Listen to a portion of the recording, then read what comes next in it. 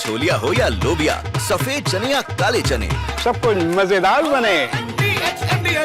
और आठवीं डील पर ट्रंप की ईरान को धमकी। एक और बड़ी खबर, अगर ईरान डील पर साइन नहीं करता तो कुछ होगा, कुछ ना कुछ जरूर होगा। और ईरान को हमने 60 दिन का समय दिया।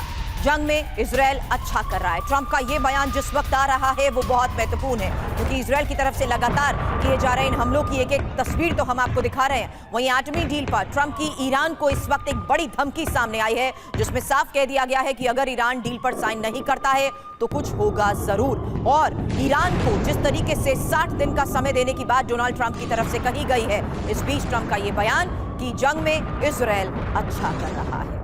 तो देखिए आखिर डोनाल्ड ट्रंप क्या कहने की कोशिश कर रहे हैं। उनके ऐलान में कौन सी ऐसी बात छुपी है जिस पर नजर रखनी जरूरी है। ईरान में क्या बड़ा होने वाला है।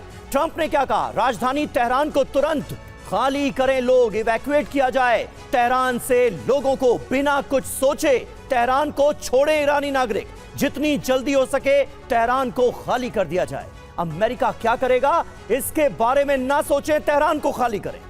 एटमी डील पर साइन कर दे ईरान, डील ना करने पर कुछ तो जरूर होगा, ये कहा है डोनाल्ड ट्रंप ने। ईरान को 60 दिन का समय दिया गया। युद्ध में इजराइल अच्छा कर रहा है, इजराइल इज डूइंग वेल, ये कह रहे हैं ट्रंप।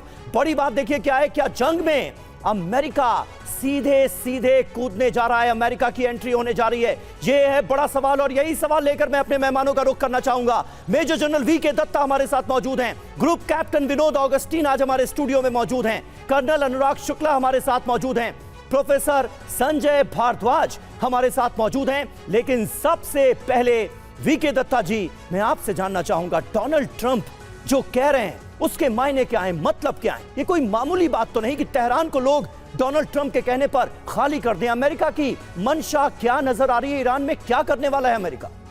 देखिए, ट्रंप ने पहले ही वार्निंग दिया था ईरान को कि आप ये डील साइन करें, नहीं तो आपको बहुत बड़ा खामियाजा भुगतना पड़ेगा। और आपको याद हो उस समय इन्होंने अपने B-52 बॉम्बर्स को भी वहाँ डिगो गार्सिया से मोबिलाइज किया था, और जो इनके GBU-57 वगैरह हैं, ये बताया था कि हम इतनी तबाही मचा देंगे ईरान में कि तुम सह नहीं पाओगे। ये उस समय ट्रंप का डायरेक्ट थ्रेट था ईरान को।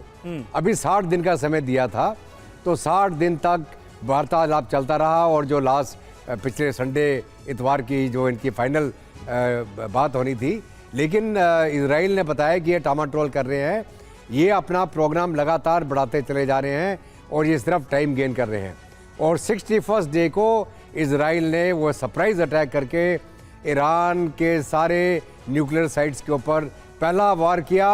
इनके जो सीनियर मिलिट्री लीडरशिप IRG की थी, इनके साइंटिस्ट को न्यूट्रलाइज किया, और वो खुद बताया नेतन्याहू ने कि हमने सरप्राइज हासिल किया, और सरप्राइज इज हाफ वन। अगर आप दुश्मन को अचंभित कर देते हैं तो आप आधी जंग जीत जाते हैं। तो अभी उसके साथ साथ में जहाँ तक इजराइल का सवाल है, इतना नुकसान अपना भी करवाने के बाद और इतना अपना जो हमला करने के बाद अभी इजराइल पीछे नहीं हटेगा जब तक कि उसका स्टेटेड ऑब्जेक्टिव वो अचीव नहीं कर लेता। बिल्कुल सर, लेकिन जिस तरीके से इजराइल को टारगेट किया जा रहा है, तेल अवीव की भी खौफनाक तस्वीरें सामने आ चुकी हैं, जहां सब कुछ ये साफ है कि रिहायशी इलाकों को टारगेट करते हुए ही हमलों को अंजाम दिया गया है।